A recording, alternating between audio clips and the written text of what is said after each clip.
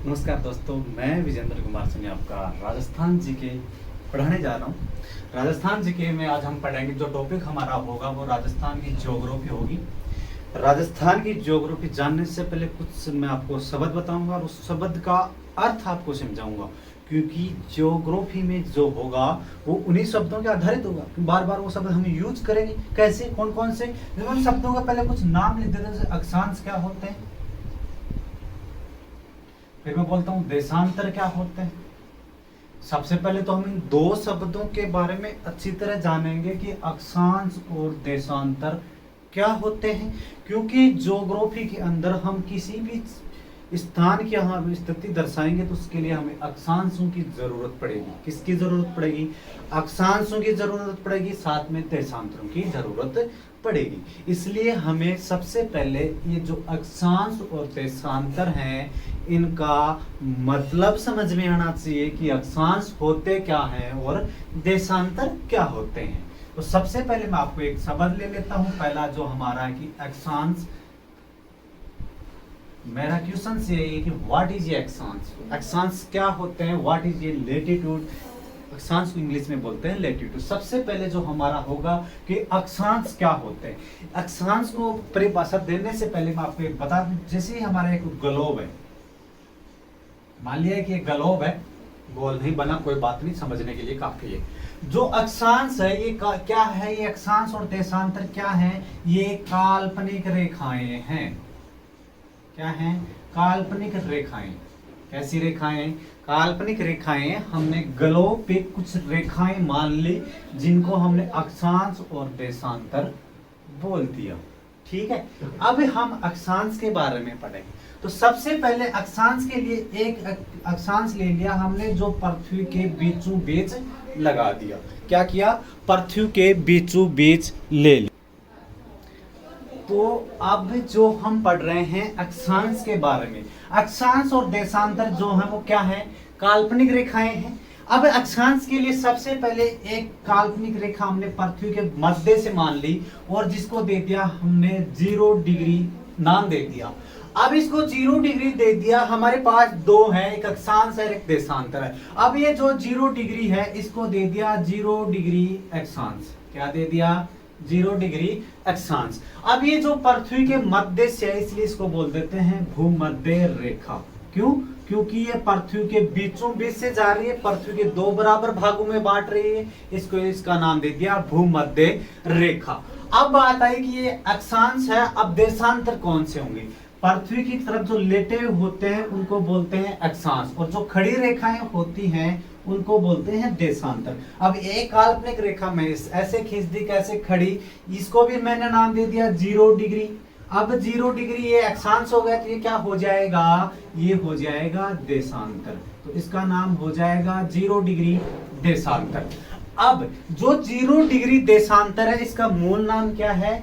भूमध्य रेखा, यानी कि पृथ्वी के दो बराबर भागों में बांटती है।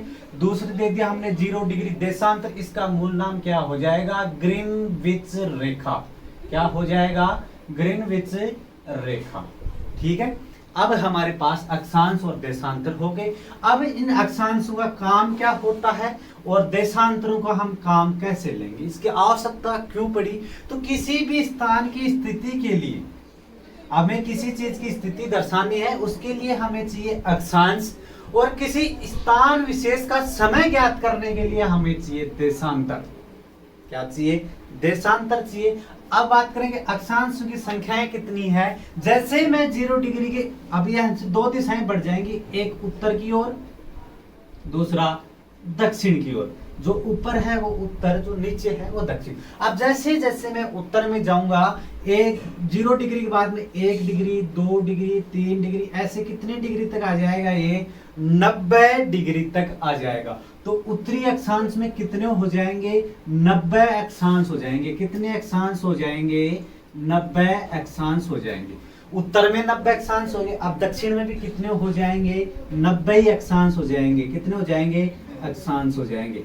अब है उत्तर में जो अक्षांश होंगे उनको बोलेंगे उत्तरी अक्षांश, उत्तर में जो अक्षांश होंगे उनको बोलेंगे उत्तरी अक्षांश, और दक्षिण में जो अक्षांश होंगे उनको बोलेंगे दक्षिण अक्षांश। कैसे?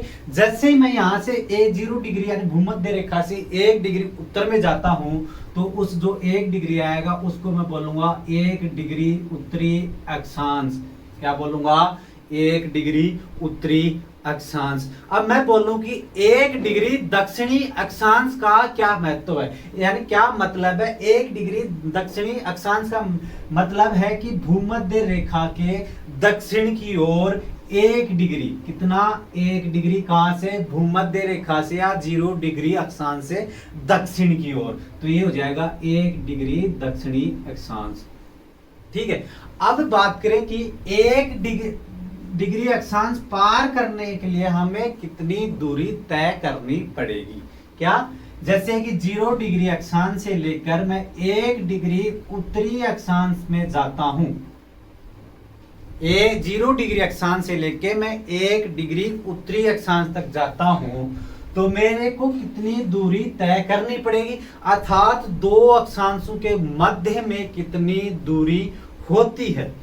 तो ये औसतन दूरी होती है। सबकी जो अक्षांश है उनके सब में कुछ, किसी की ज्यादा होती है, किसी की थोड़ी, मात्र बहुत कम अंतर होता है, लेकिन इनके अक्षांशों की जो औसत दूरी होती है दो अक्षांश के मध्य, वो होती है 111.11 किलोमीटर।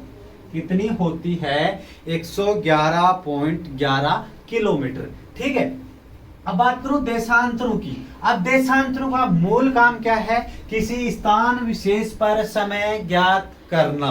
क्या करना? किसी स्थान विशेष का समय ज्ञात करना। अब देशांतर भी क्या होंगे? दो हो जाएंगे। कैसे? ये हो गई हमारी ग्रीनविच रेखा। कौन सी? 0 डिग्री देशांतर। कौन सी है ये? 0 डिग्री देशांतर, जिसको नाम क्या दिया गया? ग्रीनविच रेखा। अब ग्रीनविच रेखा के हम जाएंगे एक पूर्व की ओर, यानी कि पूर्व दिशा में जाएंगे, और हम जाएंगे पश्चिम दिशा में। कौन सी दिशा में जाएंगे? पश्चिम दिशा में जाएंगे। पूर्व की ओर जाएंगे तो पूर्वी देशांतर कहलाएगा, और पश्चिम की ओर आएंगे तो पश्चिमी देशांतर कहलाएगा। अब ये जो अक्षांश है वो तो होती है ऐसी सीधी रेखाएं, ऐसे चलेंगी ये तो, ठीक है, ऐसे देखने में सीधी रेखाएं होंगी। अब बात करें कि ये जो देशांतर हैं ये कैसे होंगे? ये ध्रुव से स्टार्ट होके ध्रुव पे खत्म होंगी। कैसे? ऐसे ध्रुव से स्टार्ट हुआ, ध्रुव पे खत्म, ध्रुव पे स्टार्ट हुआ, ध्रुव पे खत्म। इसी प्रकार इधर पश्चिम में हो जाएगा ऐसे। ठीक है। अब इसकी क्या विशेषताएं हो जाएंगी? इसकी विशेषताएं, देशांतरों की जो विशेषता है वही हो जाएगी, ये ध्रुव की ओर जाते जाते चपटी होती जाती है। कैसे? ध्रुव की ओर जाती जाती है, चपटी हो जाती हैं, और पृथ्वी के मध्य भाग में क्या होती हैं? चौड़ी होती है। आपने चुंबकीय सिद्धांत पढ़ा होगा। जैसे कोई चुंबक है, ठीक है, इसमें जो चुंबकीय रेखाएं निकलती हैं, चुंबकीय ध्रुव से निकलते दूसरे ध्रुव में जाती हैं, फिर एक चुंबकीय रेखा और निकलेगी, ऐसे दूसरी ओर निकलेंगी। ये जो चुंबकीय रेखाएं हैं किस तरह व्यवहार करती हैं? देशांतरों की तरह व्यवहार करती हैं। जो चुंबकीय रेखाओं की विशेषताएं भी क्या होती है कि ये ध्रुव की ओर जाते जाते क्या होती जाती हैं? चपटी हो जाती हैं, और मध्य की ओर क्या होती है? ये चौड़ी होती हैं। तो देशांतर क्या होंगे? ध्रुव की ओर जाते जाते चपटी होती। अब इसी प्रकार देशांतरों की ऐसे होंगी ये। अब इन देशांतरों की संख्याओं की बात करें तो कितनी होती है?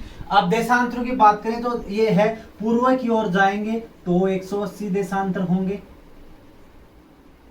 पूर्व की ओर 180 देशांतर होंगे, और पश्चिम की ओर 180 देशांतर होंगे। अब टोटल देशांतरों की बात करूं तो कितने हो जाएंगे? ये 180 देशांतर, 180 पूर्वी देशांतर, 180 पश्चिमी देशांतर, कितने हो गए? 180 प्लस 180, ये पूर्वी देशांतर हो गई, ये पश्चिमी देशांतर हो गई। एक के बीच की ग्रीनविच आ गई, कितनी हो गई? होने तो ये 361 चाहिए थे, लेकिन होती कितनी है? ये होते हैं, देशांतर होते हैं 360। क्यों? क्योंकि 180 डिग्री पूर्वी देशांतर और 180 पश्चिमी देशांतर दोनों क्या है? एक ही है। क्या है? दोनों एक ही है। कौन कौन से? 180 पश्चिमी देशांतर और 180 पूर्वी देशांतर, दोनों क्या है? एक ही देशांतर है। क्या है ये? एक ही देशांतर है। क्या है? एक ही देशांतर है। इसलिए कितने देशांतर होते हैं? 360। कितने अक्षांश होते हैं? तो अक्षांशों की संख्याओं की कुल योग की बात करें तो ये होते हैं, देखो मैप की और पृथ्वी पर दोनों जगह अलग अलग अक्षांशों की संख्याएं होंगी।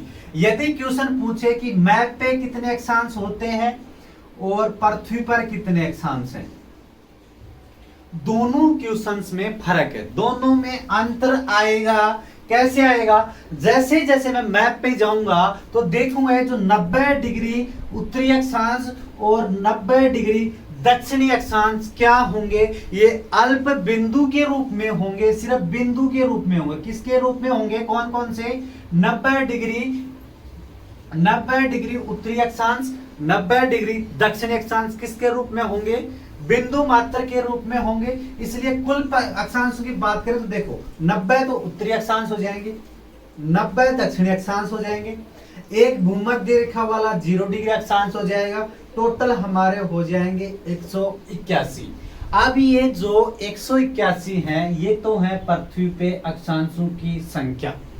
अब मैं 90 डिग्री उत्तरी अक्षांश को मैप पे नहीं दर्शा सकता क्योंकि ये बिंदु मात्र में आएगा ध्रुव पे, और 90 डिग्री दक्षिणी अक्षांश दक्षिण ध्रुव में बिंदु मात्र में आएगा। इसलिए मैप पर ये 2 कम हो जाएंगे और 2 कम होते कितने हो जाएंगे? 179, यानी कि 179। मैप पे अक्षांशों की संख्या 179 होती है और पृथ्वी पर अक्षांशों की संख्या 181 होती है। अब क्वेश्चन से यहाँ से 3 प्रकार से पूछ सकता है अक्षांशों की कुल संख्या के लिए। एक तो पूछ ले आपको कि अक्षांशों की कुल कितनी संख्या होती है, हमारा आंसर 181 होगा। दूसरा पूछ ले पृथ्वी पर अक्षांशों की संख्याएं कितनी होती हैं, हमारा आंसर 81 होगा। एक क्वेश्चन आप थोड़ा सा अलग कर देगा ये कि यदि मैप पर मैं अक्षांशों को दर्शाऊं या मैप पे कितने अक्षांश होते हैं, तो मैप पे 179 होते हैं। आया समझ में?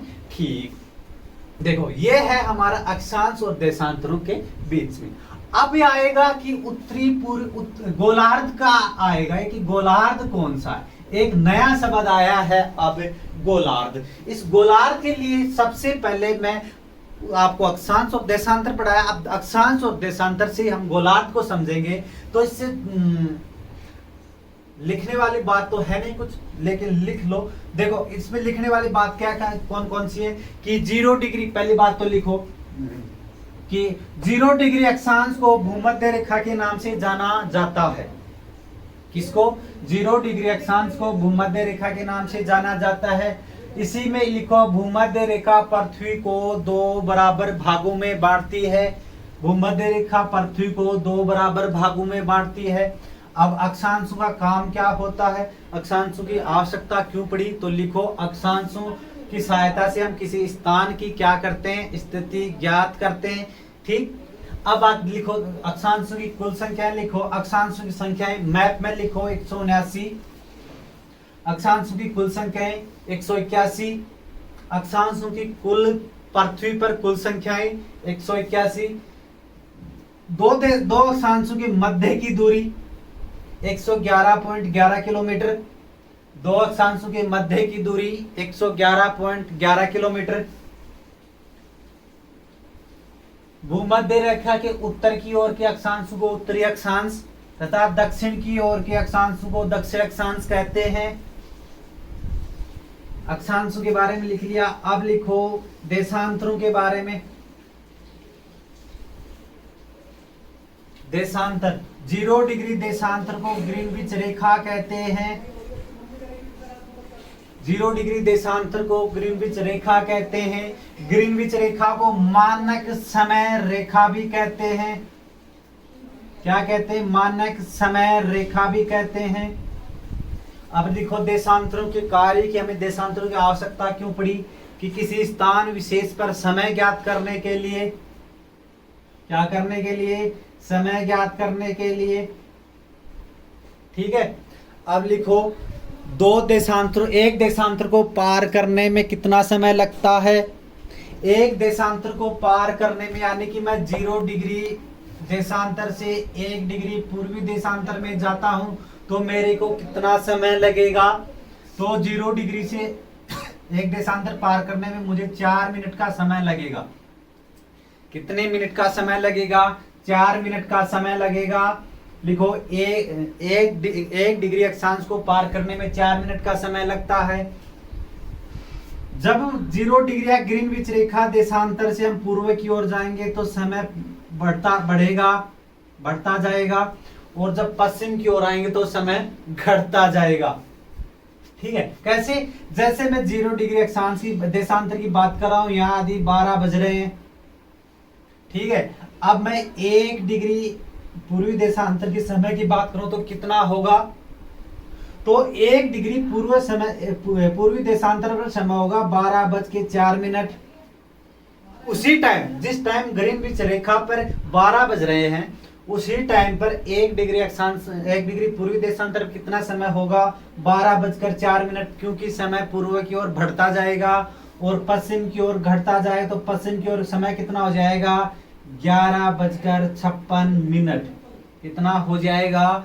11:56, यानी कि पश्चिम में समय घटता जाएगा, पूर्व में समय बढ़ता जाएगा। अब लिखो कुल देशांतरों की संख्या। कुल देशांतरों की संख्या है हमारे पास 360, क्योंकि पृथ्वी कैसी है? गोल है, और एक गोलाकार में कितने डिग्री का कोण बनता है? 360 डिग्री का कोण बनता है। उसको हमने अलग अलग एक डिग्री बांट दिया तो कितने डिग्री हो गई? 360 हो गए। अब बात करते हैं, एक नया शब्द आया है गोलार्ध के बारे में।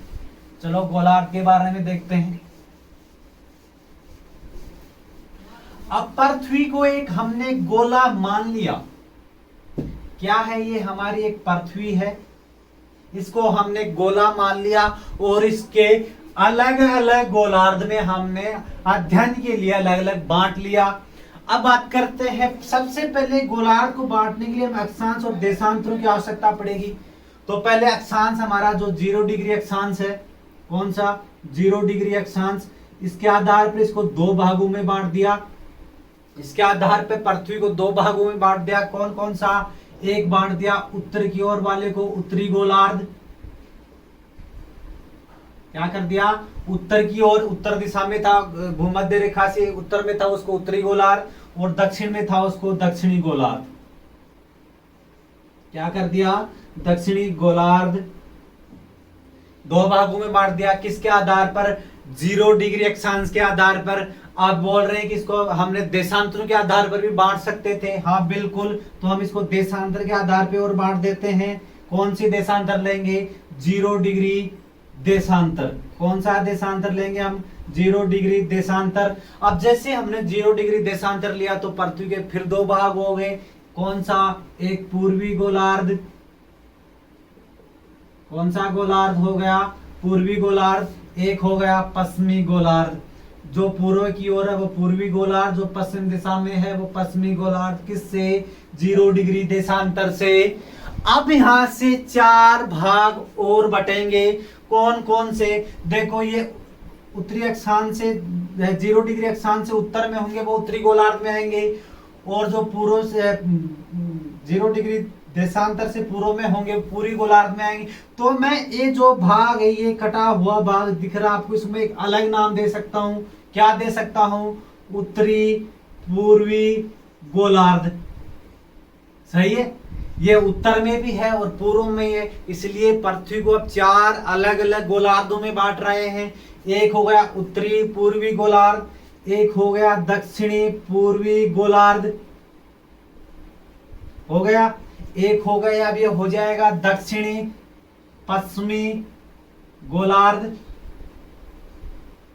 क्या हो जाएगा? दक्षिणी पश्चिमी गोलार्ध। अब ये हो जाएगा उत्तर पश्चिमी गोलार्ध। अब पृथ्वी को मैंने बांट दिया 4 बराबर भागों में। कौन कौन से गोलार्ध में? 4 गोलार्ध हो गए। पहले गोलार्ध हो गया उत्तरी पूर्वी गोलार्ध, एक हो गया दक्षिणी पूर्वी गोलार्ध, एक हो गया दक्षिणी पश्चिमी गोलार्ध, एक हो गया उत्तरी पश्चिमी गोलार्ध। ये हो गए 4 गोलार्ध। अब बात करेंगे, हम पढ़ रहे हैं राजस्थान के बारे में। अभी तक राजस्थान के बारे में हमने कुछ नहीं पढ़ा, अभी सिर्फ हमने 3 शब्दों का अर्थ समझा है, अक्षांश और देशांतर और एक गोलार्ध के बारे में। अब यहां से हम बात करें कि इनकी राजस्थान में हमें कहां आवश्यकता पड़ी, तो यहाँ से क्वेश्चन जो होगा गोलार्ध से जो क्वेश्चन उठ के आएगा वो ही आएगा कि राजस्थान की स्थिति पृथ्वी पर कहाँ है। तो हम क्या बताएंगे, इन्हीं में से किसी एक गोलार्ध में राजस्थान स्थित होगा। उससे पहले मैं राजस्थान के आपको बताऊंगा अक्षांश और देशांतरी विस्तार के बारे में। यदि हमें राजस्थान का अक्षांश और देशांतरी विस्तार पता लग जाएगा तो हम ये बता सकते हैं कि राजस्थान कौन से गोलार्ध में है। ठीक है, तो राजस्थान के अक्षांश और देशांतरी विस्तार के बारे में जानते हैं। तो आओ राजस्थान के बारे में जानते हैं। अब राजस्थान के अक्षांशीय और देशांतरीय विस्तार के बारे में तो देखो, ये है हमारा राजस्थान, ये है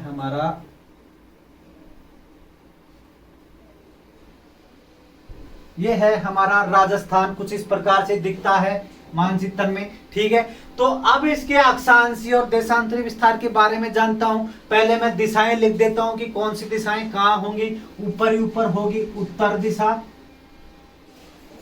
फिर इधर हो जाएगी पूर्व दिशा, यहां हो जाएगा नीचे दक्षिण दिशा, ये हो जाएगी पश्चिमी दिशा।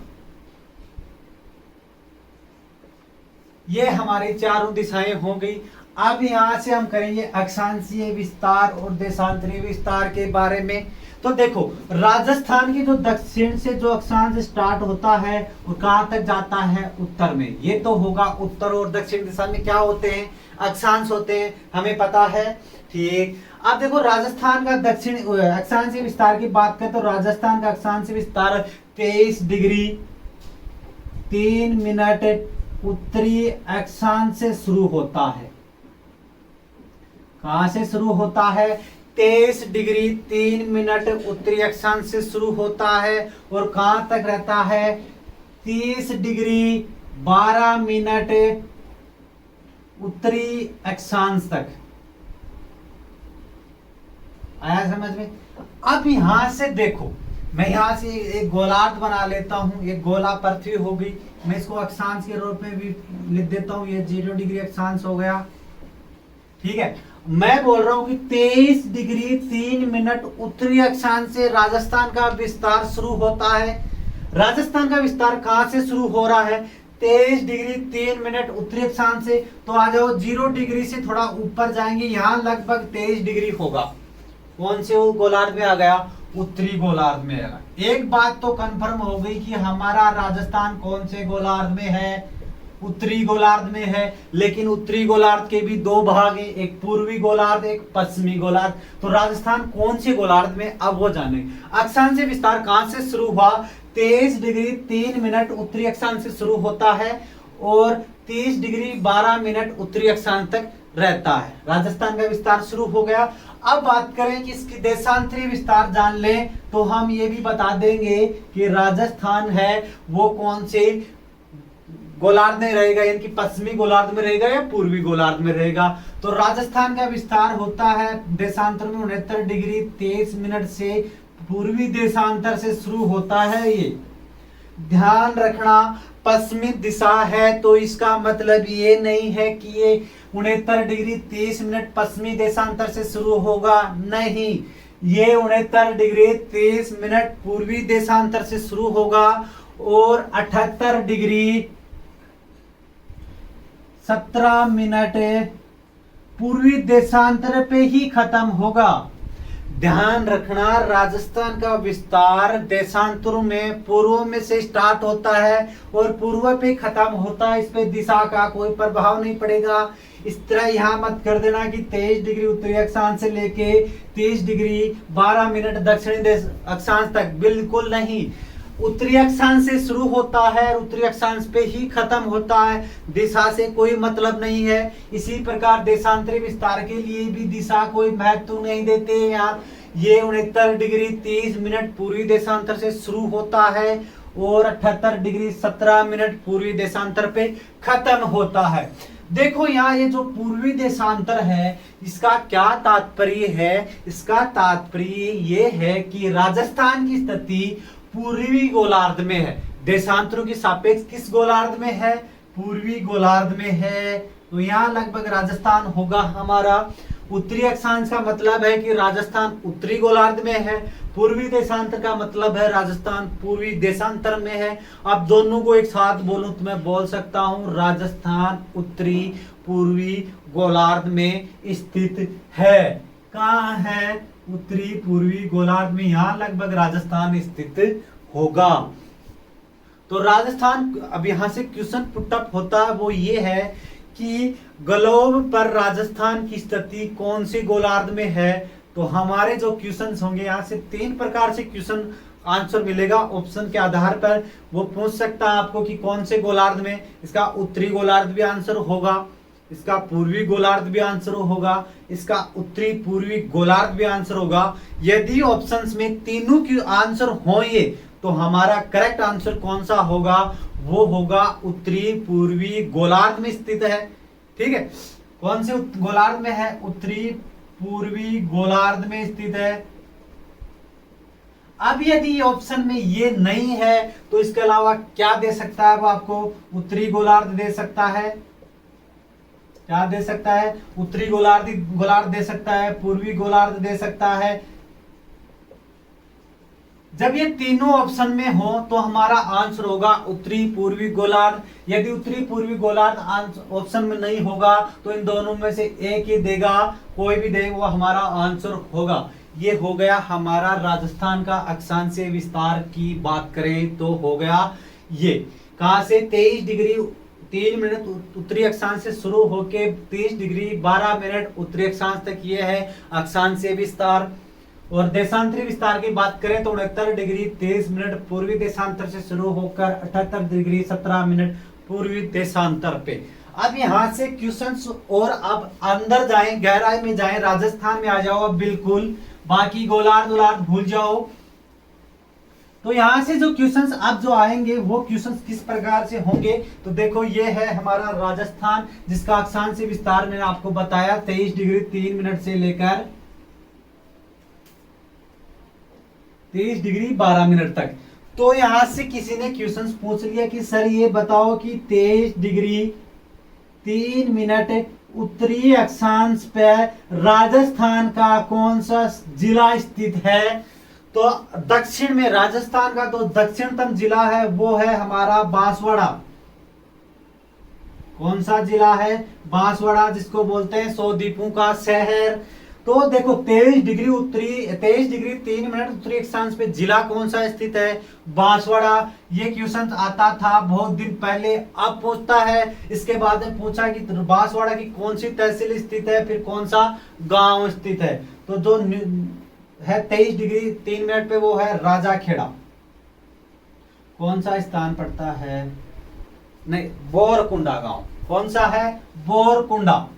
कौन सा पड़ता है? बोरकुंडा। कौन सा पड़ता है? बोरकुंडा। तहसील कौन सी पड़ती है? कुशलगढ़। कौन सी तहसील पड़ती है? कुशलगढ़ तहसील पड़ती है। बोरकुंडा गांव पड़ता है, तहसील कुशलगढ़ पड़ती है, जिला बांसवाड़ा है। 23 डिग्री 3 मिनट उत्तरी अक्षांश कहां से शुरू होता है? तो राजस्थान का दक्षिणतम जो गांव है वो है बोरकुंडा, तहसील है कुशलगढ़, जिला है बांसवाड़ा। किसी प्रकार क्वेश्चन पूछ ले कि राजस्थान का दक्षिणतम जिला, आंसर होगा बांसवाड़ा। क्वेश्चन पूछ ले कि राजस्थान की दक्षिणतम तहसील, आंसर होगा कुशलगढ़। क्वेश्चन पूछ ले कि राजस्थान का दक्षिणतम गांव बोरकुंडा। क्वेश्चन किसी प्रकार पूछे, तीनों मैं बता दिया, मैंने आपको बता दिया। क्वेश्चन पूछ ले कि 23 डिग्री 3 मिनट उत्तरी अक्षांश पर राजस्थान का कौन सा गांव स्थित है? बोरकुंडा। 23 डिग्री 3 मिनट उत्तरी अक्षांश पर राजस्थान की कौन सी तहसील स्थित है? कुशलगढ़। 23 डिग्री 3 मिनट उत्तरी अक्षांश पर राजस्थान का कौन सा जिला स्थित है? बांसवाड़ा। कौन सा है? बांसवाड़ा। अब उत्तर में आ जाओ, यहाँ है 30 डिग्री 12 मिनट उत्तरी अक्षांश। जिस प्रकार दक्षिण में कोई गांव था उसी प्रकार उत्तर में भी कोई गांव होगा। तो यहाँ जो जिला लगता है वो जिला है गंगानगर। कौन सा है? गंगानगर। गांव की बात करें तो यहाँ जो गांव लगेगा वो लगेगा कोणा गांव। कौन सा गांव लगेगा? कोणा गांव। ठीक है। तहसील कौन सी लगेगी, तहसील श्री गंगानगरी लगेगी। जिला कौन सा लगेगा, श्री गंगानगरी लगेगा। गांव कौन सा होगा, कोणा गांव। गांव कौन सा होगा, कोणा गांव। जो राजस्थान का उत्तरी गांव होगा, उत्तरी बिंदु पे जो गांव होगा वो होगा कोणा गांव। कौन से अक्षांश पे, 30 डिग्री 12 मिनट उत्तरी अक्षांश पे। जिला गंगानगर, तहसील गंगानगर, गांव कोणा। किसी प्रकार क्वेश्चन पूछे 3 प्रकार से पूछ सकता है, तीनों बता दिया। अब बात करें कि पूर्वी देशांतर और दक्षिणी पूर्वी देशांतर और जो है देशांतरों पे, तो देखो 69 डिग्री 30 मिनट पूर्वी देशांतर पे हमारा राजस्थान का कौन सा गांव, कौन सी तहसील, कौन सा जिला स्थित होगा। तो देखो राजस्थान के जो पश्चिम में जो जिला है वो हमारा है जैसलमेर। कौन सा है, जैसलमेर। जैसलमेर जिला होगा। तहसील हमारी जो होगी वो होगी सम। तहसील कौन सी होगी, सम। और जो अंतिम गांव होगा, अंतिम जो बिंदु होगा उसका नाम होगा कटरा। तो अंतिम पश्चिम, राजस्थान का पश्चिमतम बिंदु कौन सा है, कटरा गांव। सम तहसील, जैसलमेर जिला। क्या हो जाएगा, कटरा गांव, सम तहसील, जैसलमेर जिला। और देशांतर कौन सा हो जाएगा, 69 डिग्री 23 मिनट पूर्वी देशांतर। अब आ जाओ इधर, कौन सा जाएगा, 78 डिग्री 17 मिनट पूर्वी देशांतर। यहाँ पे कौन सा गांव होगा, यहाँ पे जो गांव होगा वो होगा सिलावट। कौन सा गांव होगा, सिलावट गांव होगा। इसका दूसरा नाम है सिलोन। इसी गांव का दूसरा नाम है सिलोन। ये जो सिलावट सिलोन गांव है, इसका जो एक छोटा सा कस्बा, छोटा सा गांव और लगता है जिसका नाम है जगमोहनपुर, जगमोहनपुरा। ठीक है, ये जगमोहनपुरा भी दे सकता है, सिलोन भी दे सकता है, सिलावट भी दे सकता है। जिला कौन सा लगेगा, धौलपुर। कौन सा जिला लगेगा, धौलपुर जिला लगेगा।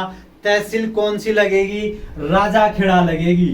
कौन सी तहसील लगेगी, राजाखेड़ा। कौन सी तहसील लगेगी, राजाखेड़ा लगेगी। क्वेश्चन पुटअप क्या होगा, राजस्थान का पूर्वीतम बिंदु कौन सा है, हमारा आंसर होगा जगमोहनपुरा, सिलोन, सिलावट। तीनों में से एक देगा, तीनों नहीं देगा। तीनों में से एक गांव है, एक ही नाम है ये। तहसील कौन सी है, राजाखेड़ा। जिला कौन सा है, धौलपुर। अक्षांश कितना है, 78 डिग्री 17 मिनट पूर्वी देशांतर। कौन सा है, पूर्वी देशांतर। अब जो यहाँ से एक और क्वेश्चन पुटअप होता है वो होता है कि राजस्थान में सर्वप्रथम सूर्योदय कहाँ होगा। ध्यान देने योग्य बात है, राजस्थान में सबसे पहले सूर्योदय कहाँ होगा। तो सूर्य कौन सी दिशा से उदय होता है, पूर्व दिशा से उदय होता है। कौन सी दिशा से उदय होता है, पूर्व दिशा से। तो राजस्थान में सबसे पहले सूर्य उदय होगा सिलावट, जगमोहनपुरा, राजाखेड़ा, धौलपुर। यानी कि धौलपुर जिले में सबसे पहले क्या होगा, सूर्योदय होगा। सबसे पहले कहाँ होगा, धौलपुर में। ये से क्वेश्चन पूछ ले कि सबसे अंत में सूर्योदय कहाँ होगा, जैसलमेर में। कहाँ होगा, जैसलमेर में होगा। कहाँ होगा, जैसलमेर में होगा। ठीक है, अब बात करूं कि धौलपुर से जैसलमेर में कितनी देर बाद में सूर्योदय होगा। क्या क्वेश्चन है कि यदि धौलपुर में सर्वप्रथम सूर्योदय होता है और जैसलमेर में सबसे बाद में सूर्योदय होता है, इन दोनों के बीच में समय अंतराल कितना होगा। यानी कि यदि धौलपुर में सूर्योदय यदि सुबह 7 बजे सूर्योदय होता है तो जैसलमेर में कितनी बजे होगा। ये क्वेश्चन आया है, ये क्वेश्चन एग्जाम में काफी बार पूछा गया है। अब इसको कैसे ज्ञात करें, तो मैंने बताया था देशांतरों का जो उपयोग होता है वो होता है समय ज्ञात करने के लिए। किसके लिए, समय ज्ञात करने के लिए। तो देखो 78 डिग्री 17 मिनट और 69 डिग्री 30 मिनट में लगभग कितना अंतर आएगा, हमारा देशांतरों का अंतर निकाल लो। तो इनका जो अंतर आएगा लगभग 9 डिग्री के आसपास आएगा। कितना? 9 डिग्री के आसपास आता है। वैसे तो 8.47 आएगा, लेकिन लगभग 9 डिग्री आता है। इसलिए मैंने कहा था 1 डिग्री देशांतर पार करने में 4 मिनट का समय लगता है। कितने मिनट का समय लगता है? 4 मिनट का समय लगता है। तो 9 डिग्री को पार करने में 9 गुणा 4 बराबर 36 मिनट। कितना समय लगेगा? 36 मिनट का समय लगेगा लगभग। ठीक है। अब देखो, धौलपुर में यदि सूर्योदय होता है उसके लगभग 36 मिनट बाद में, लगभग 36 मिनट बाद में कटरा जैसलमेर में सूर्योदय होगा। जैसलमेर में नहीं होगा, 36 मिनट बाद में, ध्यान रखना। कटरा जैसलमेर में होगा, जो राजस्थान का पश्चिमतम बिंदु है, क्योंकि जैसलमेर तो यहां शुरू हो जाता है, जिसके बीच में कुछ देशांतरों का अंतर होगा। यानी कि जैसलमेर 4, 5, 6, 7 कुछ देशांतर पहले शुरू हो जाएगा। ठीक है, यानी कि लगभग 4 देशांतर पहले ये शुरू हो जाएगा। तो जो सबसे बाद में सूर्योदय होगा राजस्थान में, वो होगा कटरा में। और धौलपुर से कितने समय बाद में होगा? 36 मिनट बाद में उदय होगा। और सूर्यास्त कहाँ होगा सबसे बाद में? देखो, सूर्योदय सबसे पहले कहाँ हुआ? धौलपुर में। तो सूर्यास्त सबसे पहले कहाँ होगा? धौलपुर में ही होगा। सूर्योदय सबसे लास्ट में कहाँ हुआ? कटरा जैसलमेर में। तो सबसे बाद में सूर्यास्त कहाँ होगा? जैसलमेर में ही होगा। ये हैं देशांतरों से संबंधित क्वेश्चंस यहाँ पूछ सकता है। एक क्वेश्चन बहुत ही अच्छा था, जो एक एग्जाम में पूछा गया था कि 70 डिग्री पूर्वी देशांतर कौन से डिस्ट्रिक्ट से जाएगा।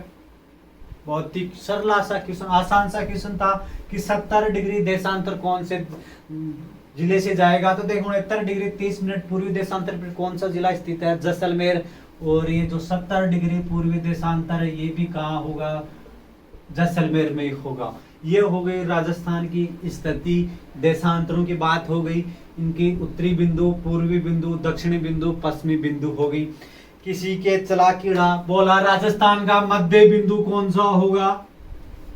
यानी कि जो राजस्थान का प्रॉपर सेंटर बिंदु की बात करें, तो सेंटर बिंदु की बात करने से पहले सेंटर डिस्ट्रिक्ट की बात करें तो नागौर जिला लगता है। और नागौर जिले का कौन सा कस्बा लगेगा? वो लगेगा मकराना।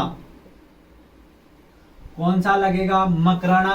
क्वेश्चन पूछ ले कि राजस्थान का मध्य बिंदु कौन सा है? मकराना। राजस्थान का मध्य में जिला कौन सा है? नागौर। ये हो गई हमारे राजस्थान के दक्षिणतम बिंदु, उत्तरी बिंदु, पूर्वी बिंदु, पश्चिमी बिंदु, मध्य बिंदु। ठीक है। अब राजस्थान की सीमा के बारे में ज्ञात कर लें कि राजस्थान की सीमा कहां कहां लगती है, कौन कौन से देश से लगती है, कौन कौन से राज्यों से लगती है। तो राजस्थान की सीमाओं की बात कर लेते हैं। आ जाओ, जैसे जैसे मैं बोलता जाऊं उसके साथ साथ आप लिखते जाना। ठीक है, बार बार मैं लिखवाऊंगा नहीं, साथ साथ में आप लिखते जाना। अब मैं एक बार राजस्थान का आपको मानचित्र बना देता हूं। ये है हमारा राजस्थान। ठीक है, लगभग ऐसा ही होगा हमारा राजस्थान। ये हमारा राजस्थान है, ऐसा ही बनेगा मेरे से, इससे अच्छा मैं नहीं बना सकता। ये तो बन गया, आज किस्मत है हमारी। तो राजस्थान की जो स्थलीय सीमा है हमारी, तो देखो राजस्थान की सिर्फ और सिर्फ स्थलीय सीमा लगती है, जलीय सीमा का कोई संबंध नहीं है राजस्थान से, क्योंकि राजस्थान कहीं भी समुद्र या महासागर या किसी सागर से टच नहीं होता है। इसलिए केवल राजस्थान की क्या है? स्थलीय सीमा है। और कितनी है? वो है 5920। 1070 और 4850, 5920। ठीक है। अब देखो राजस्थान की जो स्थलीय सीमा है वो है 5920। कितनी है? कुल है। अब बात करें कि सीमा बनाता किस किस से है, तो राजस्थान की सीमा 2 बनती हैं, एक तो अंतरराज्यीय और एक अंतरराष्ट्रीय। तो कौन कौन सी सीमाएं बनती है? एक तो अंतरराष्ट्रीय सीमा, एक होती है अंतरराज्यीय सीमा। राजस्थान 2 प्रकार की सीमाएं बनाता है, अंतरराष्ट्रीय सीमा और अंतरराज्यीय सीमा। अंतरराष्ट्रीय सीमा से क्या मतलब है, अंतरराज्यीय सीमा से क्या मतलब। अंतरराष्ट्रीय सीमा से मतलब है किसी देश के साथ सीमा बना रहा है, क्या, किसी देश के साथ एक सीमा बना रहा है। और अंतरराज्यीय का मतलब है किसी राज्य के साथ सीमा बना रहा है। तो राष्ट्रीय अंतरराष्ट्रीय की बात करें तो राजस्थान के यहाँ जो जिला लगता है, वो जो देश लगता है, वो लगता है एक बढ़िया सा नालायक सा देश है जिसका नाम है पाकिस्तान। क्या है ये बड़ा ही नालायक देश है जिसका नाम है पाकिस्तान। तो पाकिस्तान के साथ ये क्या बनाता है, अंतरराष्ट्रीय सीमा बनाता है।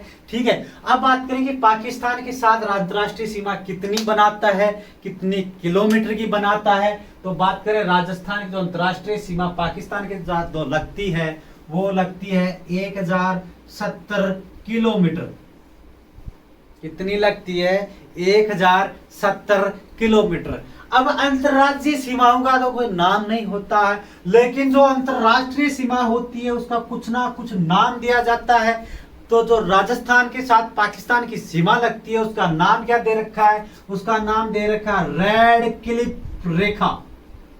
क्या दे रखा है, रेड क्लिफ रेखा। आप क्वेश्चन यहां से क्या पुटअप हो सकता है कि राजस्थान पाकिस्तान के साथ कितनी रेड क्लिफ बनाता है, तो 1070। पाकिस्तान राजस्थान के साथ कौन सी सीमा बनाता है, रेड क्लिफ। कितनी दूरी है, 1070 किलोमीटर। अब जिले कौन कौन से लगेंगे, किसकी, राजस्थान के। तो आ जाओ राजस्थान के जिलों की बात करें तो पाकिस्तान के साथ राजस्थान के 4 जिले लगते हैं। कौन कौन से लगते हैं, सबसे पहले जो ऊपर जिला है नाम है हमारा श्री गंगानगर। श्री गंगानगर। गंगानगर के नीचे आएगा बीकानेर। बीकानेर के नीचे आएगा जैसलमेर। जैसलमेर के नीचे आएगा बाड़मेर। तो पाकिस्तान के साथ कितने जिले सीमा बनाते हैं, 4 जिले सीमा बनाते हैं, श्री गंगानगर, बीकानेर, जैसलमेर, बाड़मेर। चारों जिला सीमा बना लिया। कितने जिले सीमा बनाते हैं, 4 जिले। दूरी कितनी है, 1070 किलोमीटर। अब यहां से क्वेश्चन बहुत दिन पहले पुटअप होते थे कि राजस्थान के कौन से जिले लगते हैं, राजस्थान के साथ कौन सी कितनी टोटल कितनी दूरी तक कितनी रेखा बनाता है, कितने किलोमीटर की सीमा लगती है, ये बहुत दिन पहले क्वेश्चन पूछे जाते थे। अब यहाँ से क्वेश्चंस क्या पुटअप होने लगे कि श्री गंगानगर कितनी सीमा बनाता है, बीकानेर कितनी सीमा बनाता है, जैसलमेर कितनी सीमा बनाता है और बाड़मेर कितनी सीमा बनाता है। अब इनकी दूरी हम याद कैसे रखें, गंगानगर, बीकानेर, जैसलमेर, बाड़मेर। कौन कौन सा, गंगानगर, बीकानेर, जैसलमेर, बाड़मेर। तो इनकी जो दूरी होगी मोबाइल नंबरों की तरह रट दो, 210, 168, 464, 228। मोबाइल नंबर में अंक होते हैं 10, इसमें आगे 12।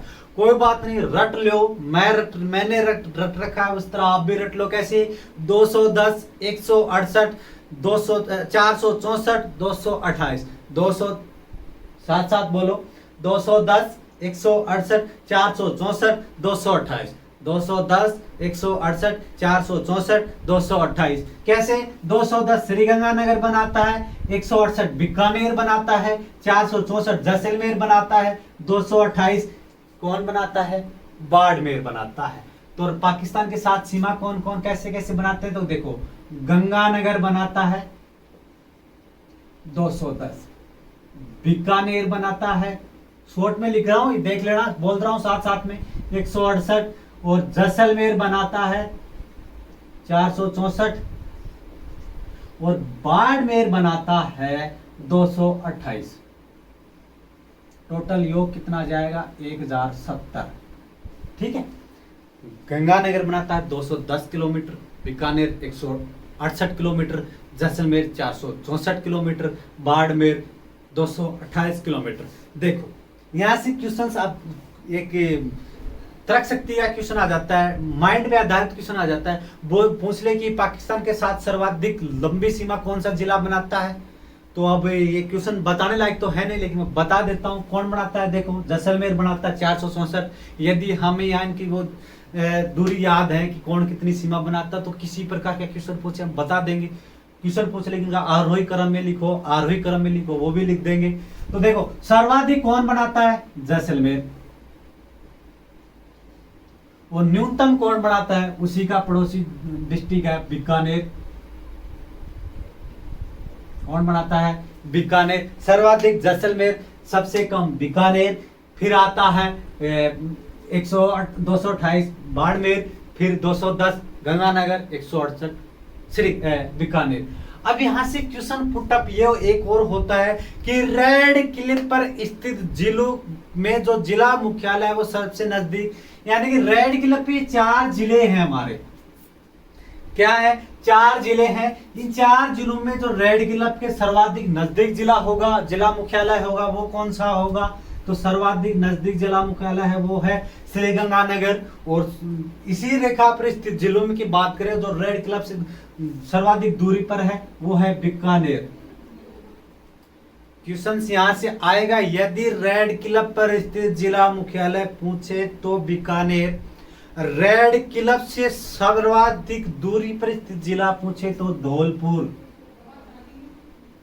आ जाएगा रेड क्लिफ पर स्थित पूछे तो बीकानेर, रेड क्लिफ से दूर पूछे या रेड क्लिफ से दूर स्थित ना दे तो धौलपुर। रेड क्लिफ पर स्थित जिला मुख्यालय जो सबसे नजदीक है श्रीगंगानगर, और रेड क्लिफ पर नजदीक जिला मुख्यालय जालोर। ध्यान रखना, जालोर पाकिस्तान से टच नहीं करता है, लेकिन रेड क्लिफ रेखा के सबसे सर्वाधिक नजदीक जिला मुख्यालय है जालोर। कौन है, जालोर। कौन सा है, जालोर। और सबसे दूर कौन सा है, धौलपुर। यदि रेड क्लिफ रेखा पर स्थित जिला मुख्यालयों की बात करें तो सबसे नजदीक श्रीगंगानगर और सबसे दूर बीकानेर।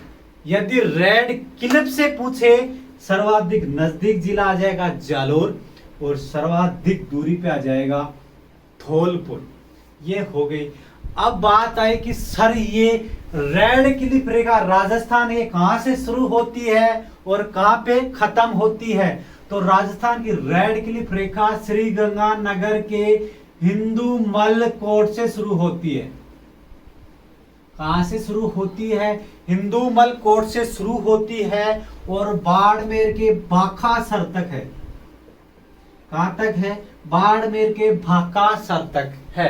कहां से शुरू होती है, हिंदूमल कोट से शुरू होकर भाखासर तक है।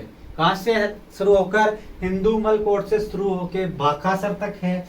हिंदूमल कोट गंगानगर, गंगानगर के बाद में बीकानेर आएगी, बीकानेर के बाद में जैसलमेर, जैसलमेर के बाड़मेर और बाड़मेर के कहां तक है, भाखासर तक है। भाखासर तक पाकिस्तान की अंतर्राष्ट्रीय सीमा है और फिर गुजरात की अंतर्राज्यीय सीमा शुरू हो जाती है।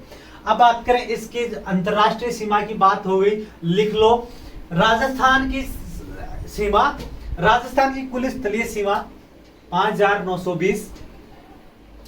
राजस्थान की स्थलीय सीमाओं के 2 प्रकार है, इस प्रकार लिख लो। स्थलीय सीमा फिर 2 भागों में बांट दो, अंतर्राष्ट्रीय अंतर्राज्यीय।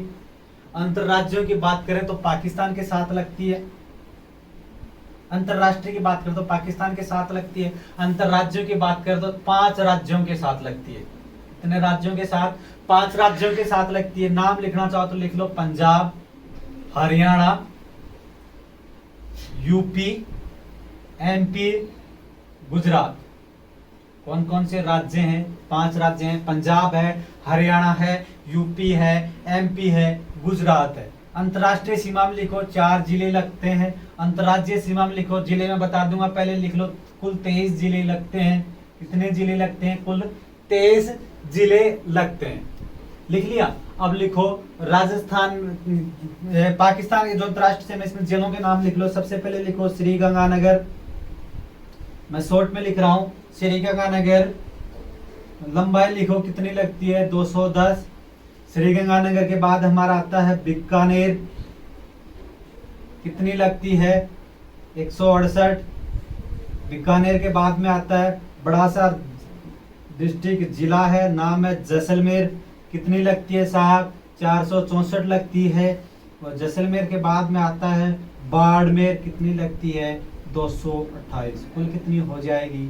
1070। ये 5900 में से 1070 गई, कितनी बची साहब? 4850 बची। 4850 बनाता है अंतर्राज्यीय सीमा। कौन सी सीमा बनाता है? अंतर्राज्यीय सीमा। लिख लिया? लिखो अगला लिखो, रेड क्लिफ पर स्थित पास वाला जिला गंगानगर, रेड क्लिफ पर स्थित दूर जिला मुख्यालय बीकानेर। अगला लिखो, रेड क्लिफ के नजदीक जिला मुख्यालय जालोर, रेड क्लिफ के नजदीक जिला मुख्यालय जालोर। रेड क्लिफ से दूर स्थित जिला मुख्यालय, रेड क्लिफ से दूर स्थित जिला मुख्यालय धौलपुर। धौलपुर ये हो गया, ठीक।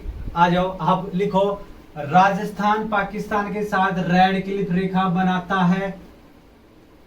राजस्थान पाकिस्तान के साथ रेड क्लिफ रेखा बनाता है, जिसकी लंबाई 1070 किलोमीटर है, जो राजस्थान के हिंदू मलकोट से शुरू होकर, जो राजस्थान के हिंदू मलकोट से शुरू होकर बाखासर बीकानेर तक है। बाखासर बीकानेर तक है, ठीक है। ये हो गई राजस्थान की अंतरराष्ट्रीय सीमा। अब बात करें राजस्थान की अंतरराज्यीय सीमा के बारे में।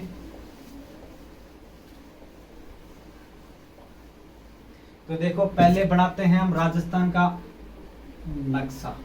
ये ले, शुरुआत हो गई खराब। ये है हमारा राजस्थान का, कुछ इस प्रकार से बना है, ठीक है। और सुधार कर लेते हैं, यहाँ से सीधा है, यहाँ से ये लो, इस प्रकार से कुछ राजस्थान दिखता है, ठीक है। यहाँ है हिंदू मलकोट। क्या है? हिंदू मलकोट। यहाँ आ जाएगा भाखासर। कौन सा है? बाड़मेर वाला। कहाँ है? बाड़मेर। हिंदू मलकोट कहाँ है? गंगानगर। हिंदू मलकोट कहाँ है? गंगानगर में। अब बात करें हैं अंतरराज्यीय सीमा की। तो अंतरराज्यीय सीमा, अंतरराज्यीय सीमा, तो अंतरराज्यीय सीमा कितनी लगती है टोटल? लिखते चलो साथ साथ। ये तो लिखाई दिया 4850। कितनी लगती है? 4850। कितने राज्य लगते हैं? 5। देखो, ऊपर ही ऊपर आ जाएगा पंजाब। इसको मिटा देता हूं मैं, गंगानगर को पता ही है हिंदू मलकोट कहाँ है, गंगानगर। ऊपर ही ऊपर आएगा पंजाब। पंजाब के बाद में आएगा बड़ा ही बढ़िया सा राज्य, नाम है हरियाणा। हरियाणा के बाद में आ जाएगा यूपी। यूपी के बाद में आ जाएगा एमपी। एमपी के बाद में आ जाएगा गुजरात, ठीक है। ये 5 राज्य हैं। अब बात यह है कि राज्य कहाँ, कौन कौन से जिलों की सीमा लगती है। तो मैं सीमा पर स्थित जिले आपको क्रम से बता देता हूं, रट लेना, भूलना मत बिल्कुल ही। ऊपर ऊपर आ जाओ, गंगानगर। गंगानगर के बाद में हनुमानगढ़, चूरू, झुंझुनू, शॉर्ट में लिख रहा हूं सीकर, जयपुर, अलवर, भरतपुर, धौलपुर, करौली, सवाई माधोपुर, कोटा, बारा, झालावाड़। झालावाड़ के बाद में आ जाएगा कटाफटा भाग है चित्तौड़ का, भीलवाड़ा, प्रतापगढ़, बांसवाड़ा, डूंगरपुर। डूंगरपुर के बाद में आ जाएगा उदयपुर, सिरोही, जालोर, बाड़मेर। क्रम से बता रहा हूं, साथ साथ बोलते जाना। ऊपर ऊपर गंगानगर, हनुमानगढ़, चूरू, झुंझुनू, सीकर, जयपुर, अलवर, भरतपुर, धौलपुर, करौली, सवाई माधोपुर, कोटा, बारा, झालावाड़, चित्तौड़गढ़, भीलवाड़ा, प्रतापगढ़, बांसवाड़ा, डूंगरपुर, उदयपुर, सिरोही, जालोर, बाड़मेर। एक बार फिर से ऊपर से आ जाओ, हनुमानगढ़, गंगानगर, हनुमानगढ़, चूरू, झुंझुनू, सीकर, जयपुर, अलवर, भरतपुर, धौलपुर, करौली, सवाई माधोपुर, कोटा, बारा, झालावाड़, चित्तौड़, भीलवाड़ा, प्रतापगढ़, बांसवाड़ा, डूंगरपुर, उदयपुर, सिरोही, जालोर, बाड़मेर। क्रम से याद करो, मैप में लिखो कि मैप में भरोगे ये जिले याद हो जाएंगे। देखो, गंगानगर, हनुमानगढ़, चूरू, झुंझुनू, सीकर, जयपुर, अलवर, भरतपुर, धौलपुर, करौली, सवाई माधोपुर, कोटा, बारा, झालावाड़, चित्तौड़गढ़, भीलवाड़ा, प्रतापगढ़, बांसवाड़ा, डूंगरपुर, उदयपुर, सिरोही, जालोर, बाड़मेर। 2 जिले और बच गए जो सीमा बनाते हैं अंतरराष्ट्रीय, जिसका नाम है बीकानेर और जैसलमेर। क्योंकि गंगानगर और बाड़मेर हमने शामिल कर लिया पहले। अब कौन कौन से जिले, कौन कौन से राज्य के साथ बनते हैं, तो देखो, पंजाब के साथ जितने जिले बनाते हैं, कितने, 2 जिले बनाते हैं साहब। पंजाब के साथ 2 जिले बनाते हैं साहब। साहब हमारे भी 2 हैं और पंजाब के भी 2 ही जिले हैं। बात ध्यान से सुनना, जितने जिले हर राज्य के साथ अपने लग रहे हैं राजस्थान के, उतने ही जिले उस राज्य के लग रहे हैं। जैसे पंजाब के साथ हमारे 2 राज्य हैं, उनके भी 2 ही राज्य हैं। हरियाणा के साथ हमारे 7 राज्य हैं। कितने हैं? हरियाणा के साथ हमारे कितने राज्य हैं? 7 राज्य। तो उनके भी कितने हैं? 7 राज्य। वाह गुरुजी, पंजाब 2 बनाता है, हरियाणा 7 बनाता है, यूपी कितने? 2 बनाता है, एमपी 10 बनाता है, गुजरात 6 के साथ सीमा बनाता है। देखो, पंजाब 2 जिलों के साथ सीमा बनाता है, हरियाणा 7 जिलों के साथ सीमा बनाता है, यूपी 2 जिलों के साथ सीमा बनाता है, एमपी 10 जिलों के साथ सीमा बनाता है और गुजरात 6 जिलों के साथ सीमा बनाता है।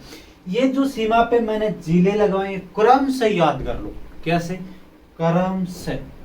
कैसे? गंगानगर, हनुमानगढ़, चूरू, झुंझुनू, सीकर, जयपुर, अलवर, भरतपुर, धौलपुर, करौली, सवाई माधोपुर, कोटा, बारा, झालावाड़, चित्तौड़गढ़, भीलवाड़ा, प्रतापगढ़, बांसवाड़ा, डूंगरपुर, उदयपुर, सिरोही, जालोर, बाड़मेर। जैसे पंडित को मंत्र याद होते वैसे याद कर लो। नींद में भी पूछूं तो ऐसे कैसे बता दो कि सर ये हैं वो जिले जो अंतर्राज्यीय सीमा बनाते हैं। जैसे गंगानगर, जैसे बिना देखे गंगानगर, हनुमानगढ़, चूरू, झुंझुनू, सीकर, जयपुर, अलवर, भरतपुर, धौलपुर, करौली, सवाई माधोपुर, कोटा, बारा, झालावाड़। झालावाड़ के बाद में आ जाएगा कटा फटा भाग चित्तौड़गढ़, कटा हुआ भाग चित्तौड़गढ़, भीलवाड़ा, प्रतापगढ़, बांसवाड़ा, डूंगरपुर, उदयपुर, सिरोही, जालोर, बाड़मेर। लो, मेरे याद है, थारे क्यों ना हो, याद हो जाएंगे। अब मैंने कहा कि पंजाब 2 जिलों के साथ बनाता है, क्रम से याद है, तो ऊपर वाले 2 जिले पंजाब को दे दो। कौन कौन से आ गए साहब? गंगानगर और हनुमानगढ़ आ गए। मैं बोल रहा हूं अगले 7 जिले हरियाणा को दे दो। कहां से दो? पंजाब हनुमानगढ़ पे खत्म हो रहा है, हनुमानगढ़ से शुरू करेंगे। 7 जिले गिन लो। हनुमानगढ़ 1, चूरू 2, झुंझुनू 3, सीकर 4, जयपुर 5, अलवर 6, बीच में कौन सा छूट गया? भरतपुर 7। हाँ, हो गए 7। देखो, हनुमानगढ़ पे छोटा था पंजाब को, हम हरियाणा भी हरियाणा को देंगे हनुमानगढ़। तो हनुमानगढ़ 1, चूरू 2, झुंझुनू 3, सीकर 4, जयपुर 5, अलवर 6, भरतपुर 7। तो कहां तक आ जाएगा ये? हरियाणा, भरतपुर तक हरियाणा आ जाएगा। अब यूपी को 2 जिले देने हैं। कौन कौन से? भरतपुर से शुरू कर दो, भरतपुर 1, धौलपुर 2। क्रम से याद है तो हमें पता है कौन कौन से जिले आ जाएंगे। क्रम से याद होगा तो ये फायदा होगा, रटने की जरूरत नहीं है, क्रम से याद कर लो जिलों को। बस कौन से जिले लगे वो अपना आप आ जाएगा। तो यूपी के साथ कौन से लग जाएंगे? भरतपुर और धौलपुर। अब आ जाओ, एमपी को 10 देने हैं, तो कहां से शुरू करेंगे? यूपी को धौलपुर पे छोड़ा था, धौलपुर से शुरू कर दो।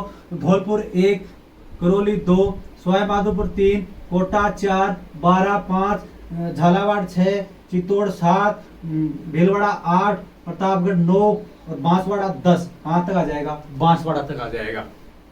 कहां तक आ जाएगा?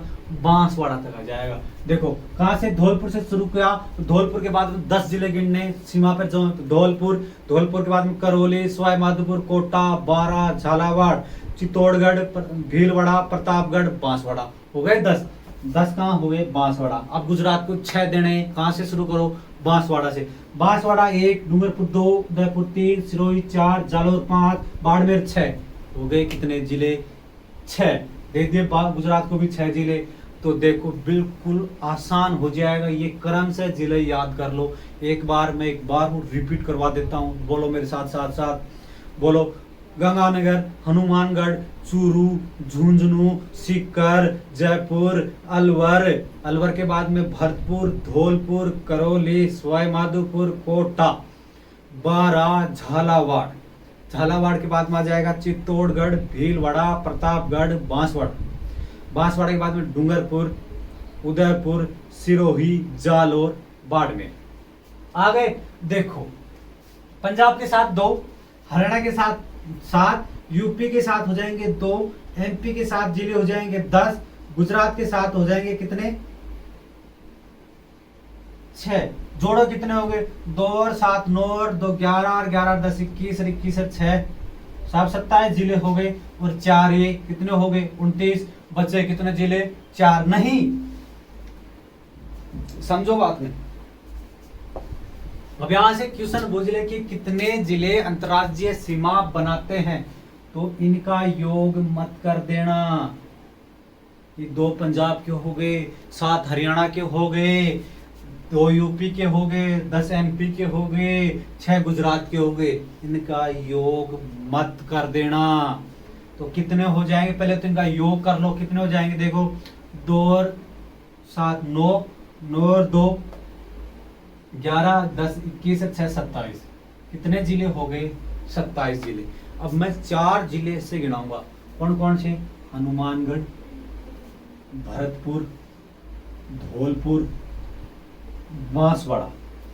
इन 4 जिलों को मैंने मार्क कर क्योंकि इनको गोल क्यों किया, देखो हनुमानगढ़ पंजाब और हरियाणा दोनों के साथ बना रहा है, भरतपुर हरियाणा और यूपी के साथ दोनों के साथ बना रहा है, धौलपुर यूपी और एमपी दोनों के साथ बना रहा है, बांसवाड़ा एमपी और गुजरात के साथ दोनों के साथ बना रहा है। तो क्या कर देंगे, 4 जिले कम कर देंगे तो टोटल कितने जिले आ जाएंगे, 23 जिले आ जाएंगे। यहाँ से क्वेश्चन 2 प्रकार से पूछा जाएगा। क्वेश्चन पूछा जाए कि कुल कितने जिले अंतर्राज्यीय सीमा बनाते हैं, 23 जिले। कुल कितने जिले अंतर्राज्यीय सीमा बनाते हैं, 23 जिले। कुल कितने जिले केवल अंतर्राज्यीय सीमा बनाते हैं, तो 21। क्यों, क्योंकि गंगानगर और बाड़मेर अंतर्राज्यीय के साथ साथ अंतर्राष्ट्रीय भी बनाते हैं। तो क्वेश्चन यहाँ से पूछे कि अंतर्राज्यीय सीमा कितने जिले बनाते हैं, आंसर होगा 23। केवल अंतर्राज्यीय सीमा कितने जिले बनाते हैं, आंसर होगा 21। क्योंकि गंगानगर और बाड़मेर अंतर्राज्यीय के साथ साथ अंतर्राष्ट्रीय सीमा भी बनाते हैं। तो क्वेश्चन क्या आ जाएगा, कुल कितने जिले अंतर्राज्यीय सीमा बनाते हैं, 23 जिले। कुल कितने जिले केवल अंतर्राज्यीय सीमा बनाते हैं, 21 जिले। कुल कितने जिले अंतर्राष्ट्रीय सीमा बनाते हैं, 4 जिले। कुल कितने जिले केवल अंतर्राष्ट्रीय सीमा बनाते हैं, 2, बीकानेर और जैसलमेर। ठीक है। अब ये टोटल जिले कितने हो गए, देखो एक बार। राजस्थान के हैं टोटल जिले 33। टोटल कितने जिले हैं, 33। सीमा कितनों ने बना ली, देखो 4 तो अंतर्राष्ट्रीय सीमा बनाते हैं और 21 हो गए अंतर्राज्यीय सीमा। पैसे समझो आराम से, देखो 2 तो केवल अंतर्राष्ट्रीय सीमा बनाते हैं, 2 तो केवल इंटरनेशनल बाउंड्री बनाते हैं, 21 केवल अंतर्राज्यीय सीमा बनाते हैं। आया समझ में, बिल्कुल समझ में आ रहा ना। 21 केवल अंतर्राज्यीय सीमा बनाते हैं। 2 जिले ऐसे हैं जो दोनों बनाते हैं, दोनों का मतलब अंतर्राज्यीय भी अंतर्राष्ट्रीय भी बनाते हैं। तो टोटल कितने जिले हो जाएंगे, 25। बच गए कितने, 33 में घटाएंगे तो हमारे पास 8 जिले बच गए। अब ये 8 जिले कौन कौन से हैं, इनको क्या बोलते हैं, ये जो 8 जिले बच गए इनको बोलते हैं अंतर्वर्ती जिले या आंतरिक जिले। क्या, अंतर्वर्ती जिले या आंतरिक जिले। कौन कौन से जिले हैं ये, इनकी बात करें। ये जो यहाँ जिले बच गए कौन कौन से हैं, जो 8 जिले हैं, इनकी एक ट्रिक बता देता हूं, ये याद रख लेना।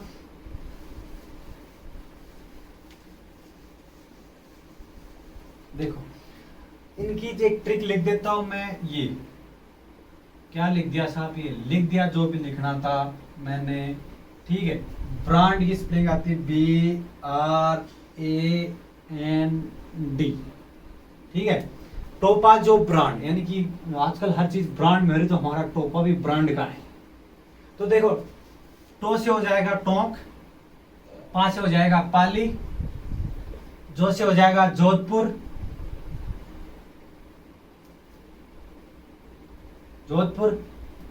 बी से हो जाएगा बूंदी, आर से हो जाएगा राजसमंद, ठीक है। एन से हो जाएगा नागौर, डी से हो जाएगा दौसा। ये 8 जिले हैं जो किसी प्रकार की सीमा नहीं बनाते हैं, ना तो अंतर्राज्यीय बनाते हैं ना अंतर्राष्ट्रीय बनाते हैं। ये 8 जिले वो हैं। पहला हो गया टोंक, दूसरा पाली, तीसरा जोधपुर, चौथा बूंदी, पांचवा राजसमंद, एक कौन सा, हाँ एक अजमेर रहेगा, अजमेर एक और अजमेर, पांचवा राजसमंद, छठवां अजमेर, सातवां नागौर, आठवां दौसा। ये 8 जिले हैं जो किसी प्रकार की सीमा नहीं बनाते हैं, ठीक है। ये हो गया राजस्थान का, भूगोल में राजस्थान का परिचय, मतलब सामान्य जानकारियां, राजस्थान की स्थिति हो गई। देखो क्या क्या पढ़ा हमने पढ़ा अक्षांश क्या होते हैं, देशांतर क्या होते हैं, बढ़िया तरीके से समझाया। नहीं समझ में आया तो कमेंट करके बताइएगा, ठीक है। फिर बताया देशांतर और गोलार्ध के बारे में, राजस्थान की स्थिति के बारे में बताया, राजस्थान के अक्षांशीय और देशांतरीय विस्तार के बारे में बताया। फिर मैं बताया राजस्थान की जो सीमाएं हैं वो किस किस के साथ कितनी कितनी लगती हैं, टोटली कितनी स्थलीय सीमाएं हैं, ठीक है। फिर मैं बात करूं राजस्थान, अब एक जो चीज छोटी वो लिख लो, एक छोटी सी बात है, राजस्थान का क्षेत्रफल, ठीक है। राजस्थान का क्षेत्रफल रहेगा तो वो है 3,42,239 किलोमीटर स्क्वायर या वर्ग किलोमीटर। कितना है, 3,42,239 वर्ग किलोमीटर। कई बार ये क्वेश्चन आ जाता है कि वर्ग मील में बताओ, किसमें बताओ, वर्ग मील में बताओ, तो हो जाएगा 132, 140, कई बार इसको 132, 139 भी लिख देता है वर्ग मील। इतना हो जाएगा 132, 139 यानी कि 1,32,140 वर्ग मील या 1,32,140 वर्ग मील, और किलोमीटर में हो जाएगा 3,42,239 वर्ग किलोमीटर। यह है राजस्थान का क्षेत्रफल। ये रह गया था। राजस्थान की स्थिति के बारे में पढ़ लिया, राजस्थान की जो सीमाएं होती हैं, कौन कौन से देश के साथ, कौन कौन से पाकिस्तान के साथ कौन कौन से जिले लगेंगे, कौन कौन से राज्य लगेंगे, उन राज्यों के साथ कितने कितने जिले लगेंगे, कितनी कितनी सीमाएं लगेंगी। सीमाएं नहीं लिखाई उसमें कि किस किस के साथ कितनी सीमाएं लगेंगी। देखो पंजाब के साथ राजस्थान जो सीमा बनाता है वो बनाता है 89 किलोमीटर। लिख लो, पंजाब के साथ राजस्थान सीमा बनाता है 89 किलोमीटर। हरियाणा के साथ जो सीमा बनाएगा, हरियाणा के साथ सीमा बनाएगा 1262 किलोमीटर, और यूपी के साथ, उत्तर प्रदेश के साथ सीमा बनाएगा 877 किलोमीटर, और एमपी के साथ जो सीमा बनाएगा वो बनाएगा 1600 किलोमीटर, और गुजरात के साथ आ जाएगा हमारा, गुजरात के साथ आ जाएगा 1022 किलोमीटर। टोटल हो जाएगी दूरी 4850 किलोमीटर। ये और लिख लो। राजस्थान का परिचय हो गया, राजस्थान का अंतिम बिंदु, दक्षिणतम बिंदु, मध्य बिंदु वो हो गए, अक्षांशीय विस्तार हो गया। राजस्थान में सबसे पहले सूर्योदय कहाँ होगा, धौलपुर में होगा। सबसे बाद में सूर्यास्त कहाँ होगा, कटरा पश्चिम बंगाल में होगा। आज के लिए इतना ही काफी, धन्यवाद। अगले पार्ट में हम पढ़ेंगे राजस्थान की भौतिक प्रदेशों के बारे में।